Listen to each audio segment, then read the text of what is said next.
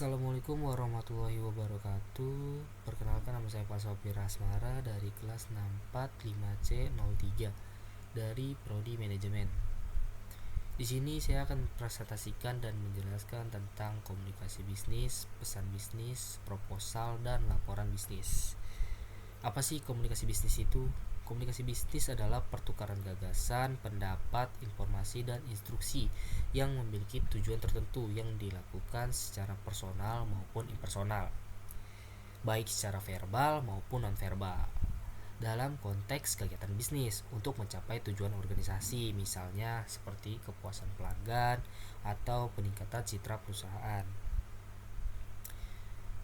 Ada beberapa prinsip-prinsip dasar dalam komunikasi bisnis, yaitu adalah konsep 7C of communication, yang dimana itu ada clarity, completeness, conciseness, correctness, concreteness, courtesy, dan consideration.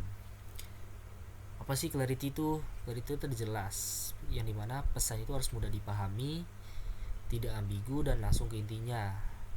Yang kedua itu adalah conciseness, yaitu ringkas, yang dimana ketika kita menyampaikan pesan itu harus dengan kata yang seminim mungkin dan sejelas mungkin. Hindari basa-basi yang tidak perlu. Lalu ketiga ada completeness, yang dimana ketika kita menyediakan semua informasi yang dibutuhkan audiens itu kita harus lengkap.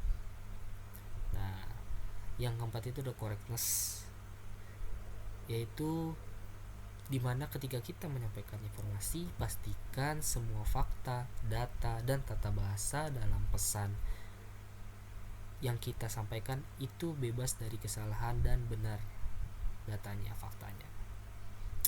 Lalu ada concreteness, yaitu gunakan fakta dan angka yang spesifik, bukan hanya pendapat atau generalisasi yang kabur. Yang keenam ada courtesy, yang dimana pesan harus disampaikan dengan nada yang sopan, ramah, dan menghormati penerimanya sehingga nantinya tidak terjadi yang namanya miskomunikasi.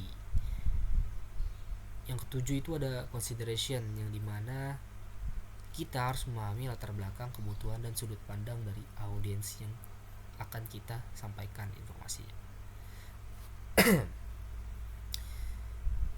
Lalu ada pesan bisnis. Apa sih pesan bisnis itu? Nah, pesan bisnis adalah setiap pemberitahuan, ide, atau informasi yang disampaikan atau diterima dalam konteks bisnis untuk mencapai tujuan komersial atau operasional perusahaan. Nah, biasanya jenis-jenis bisnis itu ada beberapa. Contohnya yang pertama nih, ada surat penawaran, yaitu pesan yang menawarkan produk, jasa, atau kerjasama. Surat dari vendor ke perusahaan yang menawarkan jasa.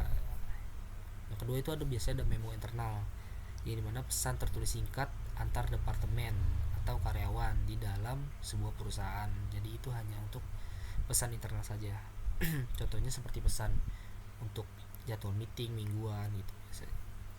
Yang ketiga itu ada email konfirmasi, yang dimana pesan untuk menegaskan detail suatu transaksi pesanan atau janji temu. Nah, yang keempat itu ada pesan bad news, yang dimana pesannya menyampaikan berita buruk atau mengecewakan, seperti surat penolakan lamaran kerja atau pemberitahuan kenaikan harga gitu.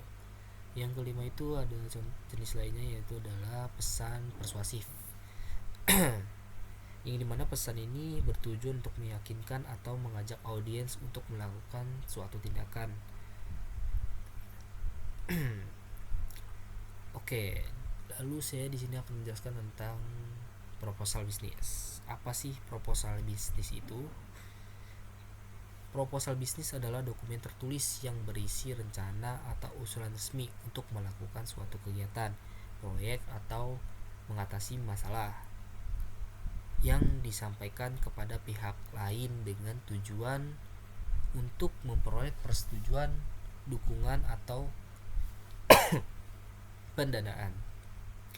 Intinya ini adalah dokumen penjualan ide, yang dimana kita harus meyakinkan orang lain bahwa ide atau solusi yang kita berikan itu layak untuk dilaksanakan.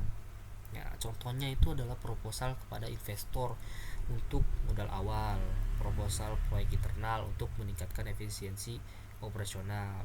Lalu ada proposal kepada klien untuk menawarkan proyek pembuatan aplikasi baru. Lalu saya di sini juga akan menjelaskan tentang laporan bisnis.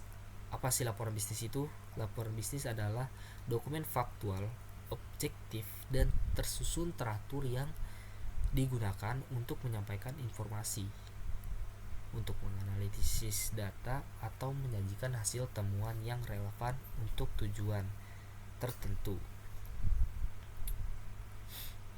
Contoh biasanya itu ada laporan keuangan, terus laporan hasil penelitian, lalu ada laporan kinerja proyek yang sudah berjalan. Nah, mungkin itu saja dari saya. Cukup sekian. Bila ada kesalahan mohon dimaafkan.